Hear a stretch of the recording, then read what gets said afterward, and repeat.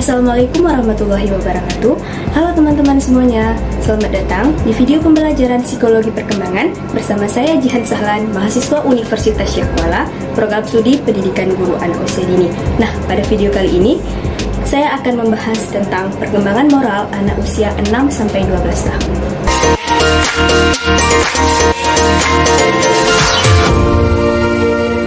Nah, apakah ada dari teman-teman yang tahu apa sih perkembangan moral itu? Nah, jadi perkembangan moral adalah perkembangan yang berkaitan dengan aturan mengenai apa yang seharusnya dilakukan oleh manusia dalam interaksinya dengan orang lain. Selain itu juga, perkembangan moral dapat juga dikatakan sebagai perubahan penalaran, perasaan, dan perilaku tentang standar benar dan salah. Ada beberapa tahapan perkembangan moral menurut beberapa ahli. Salah satunya yaitu menurut Colbert dan menurut Pearson.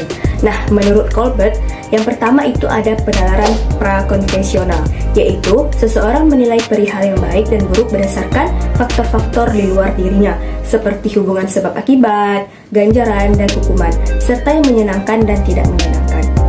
Yang kedua, penalaran konvensional, yaitu seseorang mulai menyesuaikan sikapnya dengan harapan orang-orang tertentu atau dengan tertib sosial yang berlaku dalam masyarakat tertentu. Ia mulai keluar dari sikap egois yang mementingkan diri sendiri dan mulai melihat kebahagiaan dan kenyamanan orang lain sebagai sesuatu. Yang ketiga, yaitu penalaran pasca konvensional, yaitu hidup baik mulai dipandang sebagai tanggung jawab pribadi atas dasar prinsip-prinsip yang dianut dalam batin. Di sini, seseorang mulai menyadari bahwa hukum tidak dapat diterima secara mentah-mentah. Hukum bukanlah sesuatu yang harus ditaati secara mutlak, melainkan sesuatu yang terlebih dahulu harus melalui proses penilaian-penilaian berdasarkan prinsip yang muncul di dalam hati nurani. Nah, selanjutnya, biasa membagi dua tahap perkembangan moral. Yang pertama adalah moralitas heteronom, yaitu usia 4-7 tahun. Nah, di sini Ana berpikir bahwa keadilan dan peraturan adalah properti dunia yang tidak dapat diubah dan tidak dapat dikontrol oleh orang lain karena diturunkan oleh otoritas yang kuasa. Kemudian, anak menganggap bahwa pelanggaran peraturan adalah salah dan harus mendapat hukuman. Contohnya seperti ketika anak-anak dilarang main di sungai karena takut tenggelam. Ia juga berpikir bahwasanya orang lain maupun orang dewasa yang sedang memancing atau mencari ikan di sungai seharusnya tidak juga melakukan pekerjaan itu karena itu merupakan suatu larangan. Nah, yang kedua, ada moralitas otonom, yaitu usia 8-12 tahun. Nah, pada tahap ini, pemahaman tentang gagasan benar dan salah secara perlahan sudah mulai termodifikasi. Pada tahap ini, anak menganggap bahwa aturan-aturan bisa disepakati secara bersama. Nah, selanjutnya, ada peran orang tua dalam pengembangan tingkah laku anak. Yang pertama, memperkenalkan nilai-nilai moral yang ada di masyarakat. Jadi, orang tua hendaknya mengajarkan tentang pendidikan agama terkait cara bergaul dengan masyarakat. Orang tua memotivasi anak untuk menaati aturan atau kebiasaan di masyarakat, serta orang tua memberikan teladan bagi anak dengan bersikap baik dan sesuai dengan aturan yang berlaku. Yang kedua, menerapkan disiplin pada anak. Penerapan kedisiplinan perlu dilakukan sejak dini agar menjadi suatu kebiasaan bagi anak, sehingga anak memahami mana yang boleh dilakukan dan mana yang tidak boleh dilakukan. Akan tetapi perlu diperhatikan, dalam penanaman kedisiplinan pada anak, jangan menggunakan metode yang keras. Perlu pembimbingan yang pelan-pelan agar anak dapat merasa nyaman dan tidak menolak dalam penanaman kedisiplinan tersebut. Yang ketiga, menciptakan komunikasi yang harmonis antara orang tua dengan anak.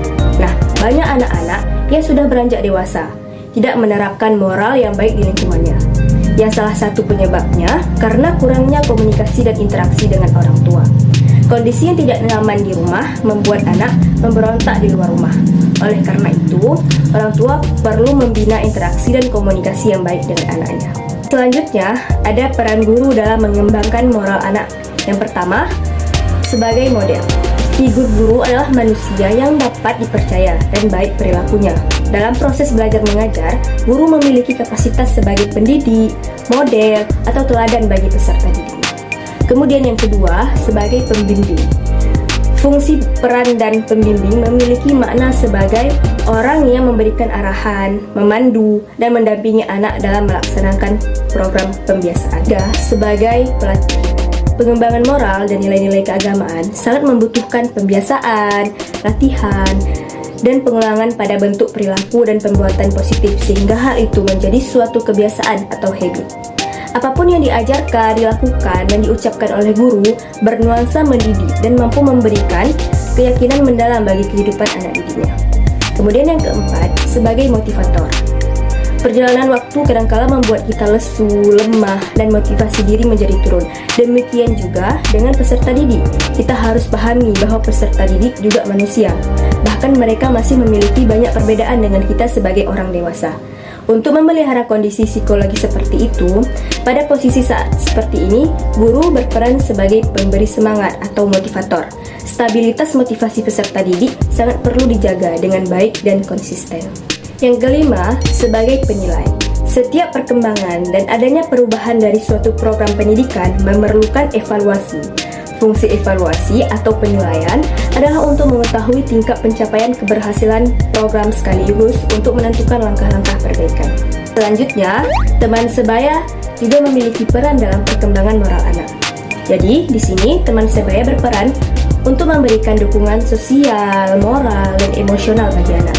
Dukungan-dukungan tersebut diwujudkan melalui sikap saling pengertian antar anak, saling memberikan nasihat, dan masukan ketika anak mendapat masalah. Demikianlah video pembelajaran tentang perkembangan moral anak usia 6-12 tahun. Sekian dari saya. Assalamualaikum warahmatullahi wabarakatuh.